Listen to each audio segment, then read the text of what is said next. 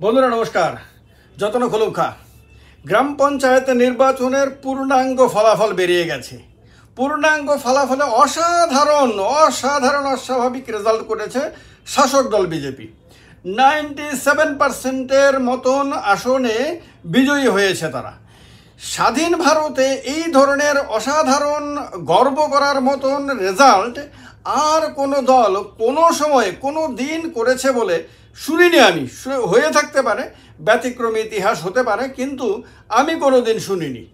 এরকম অস্বাভাবিক অসাধারণ এবং দুর্দান্ত রেজাল্ট শাসক দল করেছে যে তারপরেও আমি জনগণকে প্রশংসা করতে পারছি না। দুঃখিত এই কারণে করতে পারছি না যে যদি 97%-এর মতন আসনে শাসক দল বিজয়ী হয়ে থাকে তাহলে জনগণের কি এমন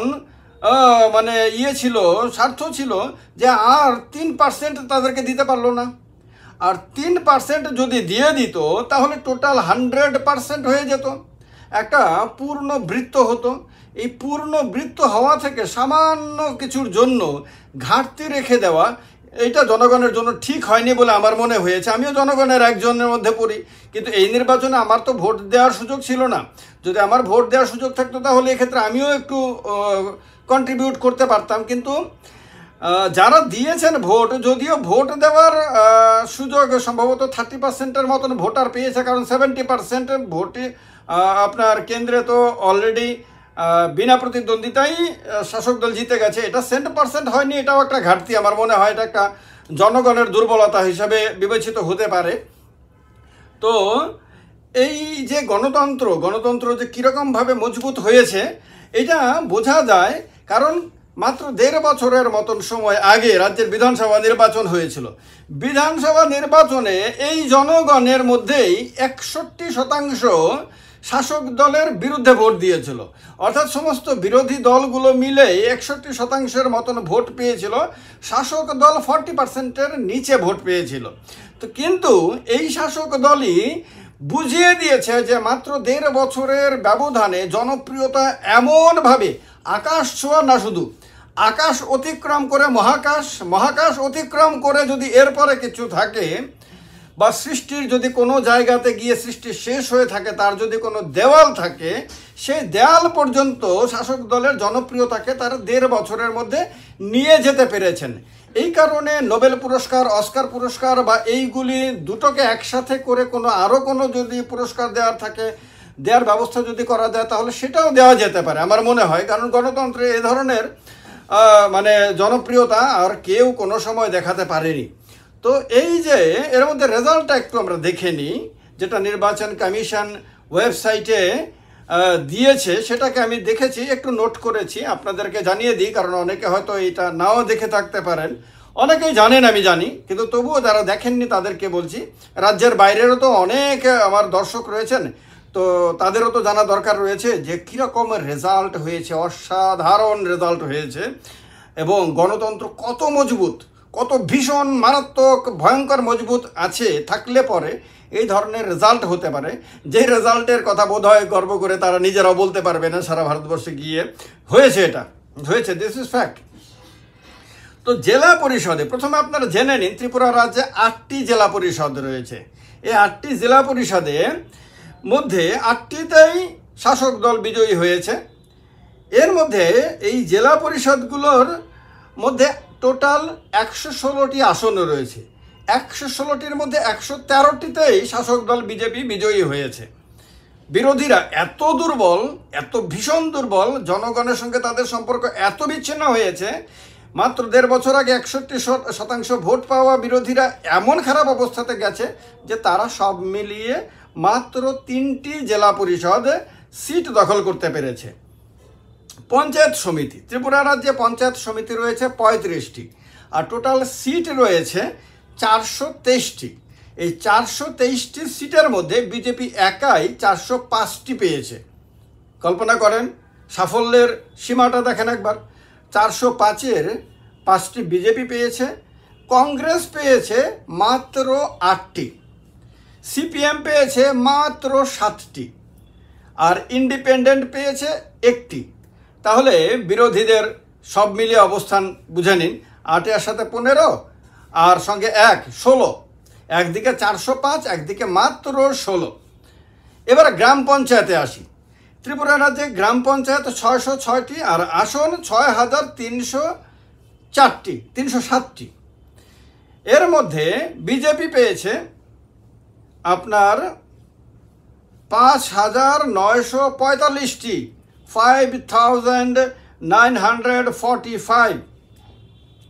সিপিএম পেয়েছে 150টি, কংগ্রেস পেয়েছে 147টি, তিপ্রামথা পেয়েছে 102টি আর ইন্ডিপেন্ডেন্ট নির্দল পেয়েছে 20টি।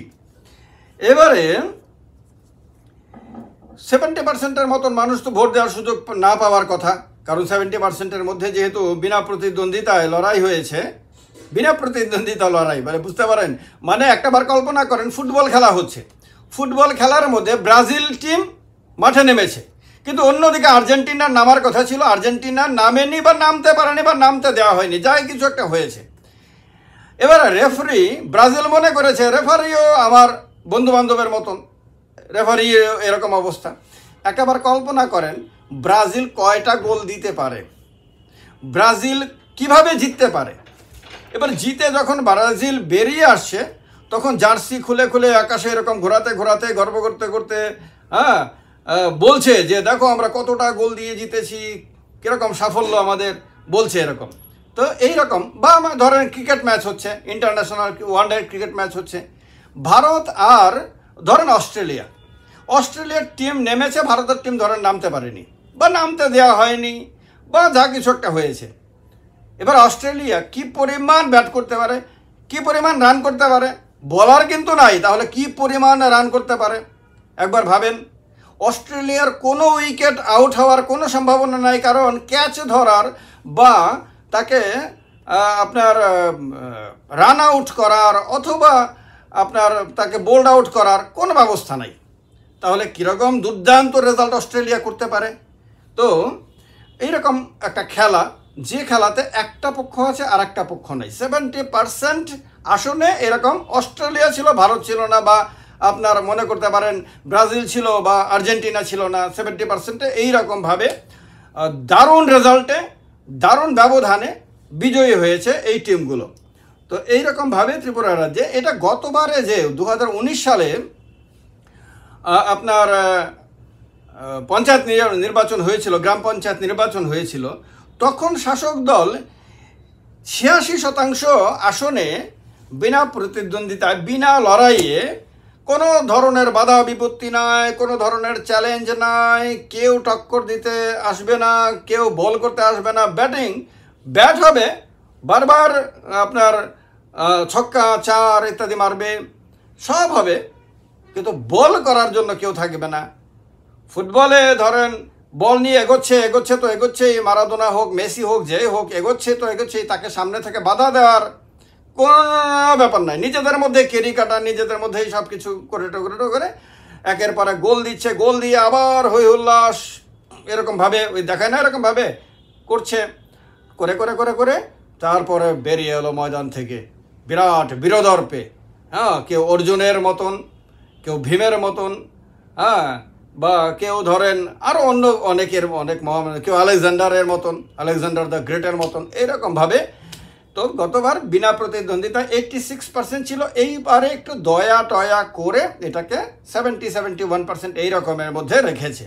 আর সব মিলিয়ে লড়াই বিনা লড়াই সব মিলিয়ে নাকি 97%-এর মতন বলা হচ্ছে। আমি অঙ্ক বুঝি না, এই কারণে এই অঙ্কের দায় আমি কিন্তু নিচ্ছি না, আমি যা শুনেছি তার ভিত্তিতে কিন্তু বলছি, এগুলির দায় আমার না, আমি অঙ্কের বুঝি না।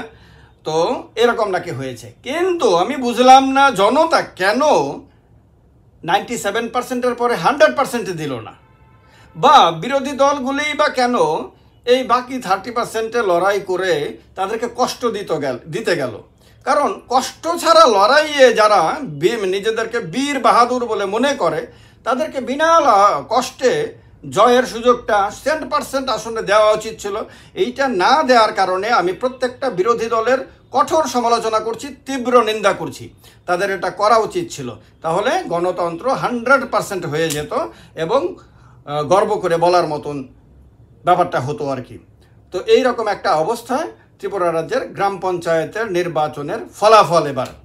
এই ফলাফলকে আপনারা সারা ভারতবর্ষে প্রচার করেন, বিশ্ব ব্রহ্মাণ্ডে প্রচার করেন, বিশ্ব ব্রহ্মাণ্ডের বাইরে যেখানে যেখানে সম্ভব ভয়েজার 1, ভয়েজার 2 এইগুলোর মাধ্যমে যদি, নাসার মাধ্যমে যদি এগুলিতেও মেসেজ দিয়ে যাওয়া যায়, অন্যান্য গ্রহে যেখানে যেখানে মানুষ বসবাস করতে পারে সেখানেও যদি এই রেজাল্টের ইনফরমেশনটা যদি পৌঁছে যায়, তাহলে তারাও অনুপ্রাণিত হতে পারে। সেখানেও অন্যান্য গ্রহেও যারা আমাদের মতো মানুষ যারা বসবাস করে, সেখানেও হয়তো বিজেপি থাকতে পারে, কংগ্রেস, সিপিএম, তিপ্রামথা, আম আদমি পার্টি, তারপর তৃণমূল কংগ্রেস, তারপরে আমরা বাঙালি, এই সমস্ত পার্টি সেখানেও থাকতে পারে। সেখানেও হয়তো কোনো একটি ত্রিপুরা রাজ্যের মধ্যে আপনার বিজেপি শাসক দল আছে, সেখানেও হয়তো তারা এরকমভাবে মানে বেশি সংখ্যক আসনে বিনা প্রতিদ্বন্দ্বিতায় বিজয়ী হতে চায়, কিন্তু সেই রকম প্রেরণা পায়নি। তো এই প্রেরণা এবং মোটিভেশনের কাজটা এই রেজাল্ট করতে পারে। এই কারণে আপনারা চেষ্টা করেন, কারোর যদি যোগাযোগ থাকে নাসার মাধ্যমে, ভয়েজার 1, 2 আমাদের আমাদের এই সৌরমণ্ডলের বাইরে এই তথ্য পৌঁছে দিতে। ভালো লাগলে ভিডিওটি লাইক শেয়ার করবেন। এই চ্যানেলটিকে যারা এখনও সাবস্ক্রাইব করেননি তারা মিস করছেন, লস করছেন। কারণ পৃথিবীতে কোনো চ্যানেলে যে রকম ব্যতিক্রমী আলোচনা পাবেন না, সেটা এই চ্যানেলে পাবেন। এই চ্যানেলের আলোচনাতে অনেকে নিজেদের চেয়ারটাকে মনে করে চেয়ারটা টলমল হয়ে যায় এই চ্যানেলের আলোচনাতে। এই চ্যানেলের আপনার শক্তি। এই চ্যানেলের আলোচনাতে অনেকে মনে করে টোটাল মানে ব্যবস্থাটাই বোধহয় ওলটপালট হয়ে যায়। কেন মনে করে? এটা তাদের শক্তি না দুর্বলতা, এটা তারা বলতে পারবেন।